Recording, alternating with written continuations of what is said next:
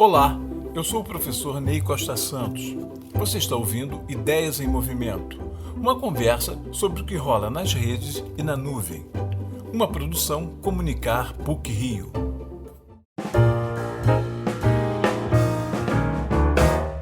Em seu livro Distâncias do Cinema, o filósofo Jacques Rancière faz de passagem menção a algo que, embora muito presente nos filmes de faroeste, costuma passar despercebido. Nesses filmes, a conversa ao pé da fogueira entre personagens não necessariamente amigos e às vezes até adversários suspende a ação. Eles contam suas histórias, de onde vêm, para onde gostariam de ir e os motivos de estarem ali naquela situação. Logo que a ação é retomada, no filme, nem sempre as expectativas se cumprem. Eles não voltam a conversar e suas questões poderão ser resolvidas em duelos, tiroteios ou pela morte. A conversa ao pé do fogo remonta a uma longa tradição. Gostamos de ouvir histórias e de contá-las.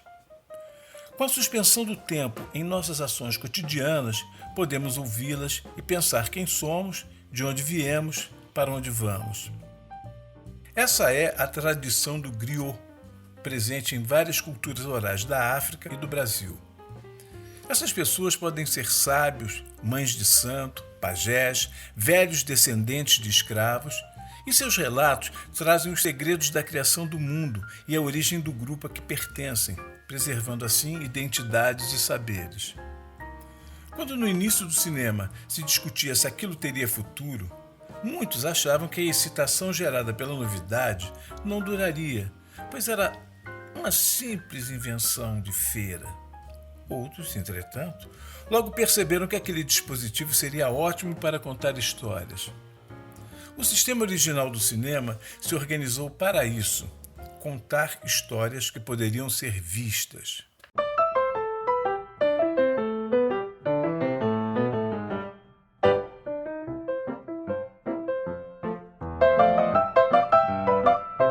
No século XIX, o folhetim ocupava os espaços dos jornais com romances de aventuras, romances de amores impossíveis, romances de emoções, por que não dizer folhetinescas.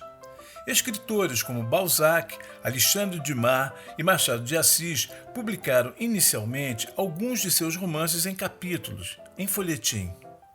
Mais tarde, com o desenvolvimento dos meios de comunicação, vieram a radionovela e a telenovela, herdeiras dessa tradição, com suas histórias intermináveis em numerosos capítulos que mobilizavam populações inteiras.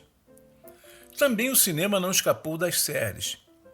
Nos anos 30, Flash Gordon, herói de aventuras interplanetárias, saiu das revistas em quadrinhos para as telas de cinema em episódios que eram renovados semanalmente. Hoje, o sucesso das séries parece ser uma atualização dos folhetins. É claro que as temáticas são diferentes e diversas, mas permanece o hábito de acompanhar as tramas e as peripécias dos personagens, não importando que algumas temporadas possam se estender por anos. Há quem diga que tudo isso é a velha e boa literatura se adaptando às formas de comunicação contemporânea, às novas tecnologias.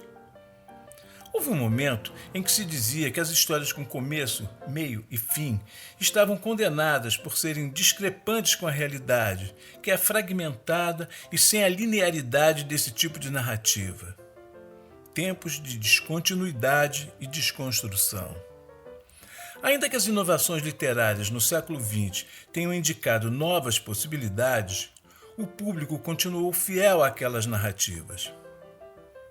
Com a pandemia e o confinamento, as pessoas precisaram de histórias que as reinserissem no mundo e compartilhassem com elas suas angústias e inquietações.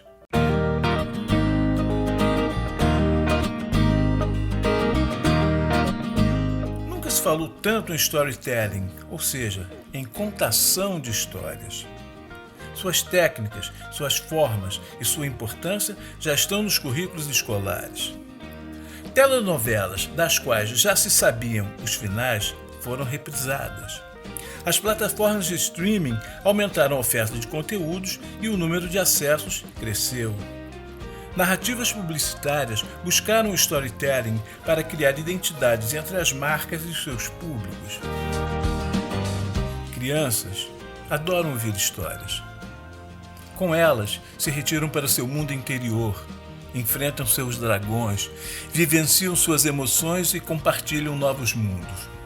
Em volta da fogueira, dançamos e ouvimos histórias, sejam a dos novos dispositivos ou aquelas contadas de viva voz por nossos pais, avós ou mestres. Com elas, renovamos nossa imaginação e nos constituímos como pessoas.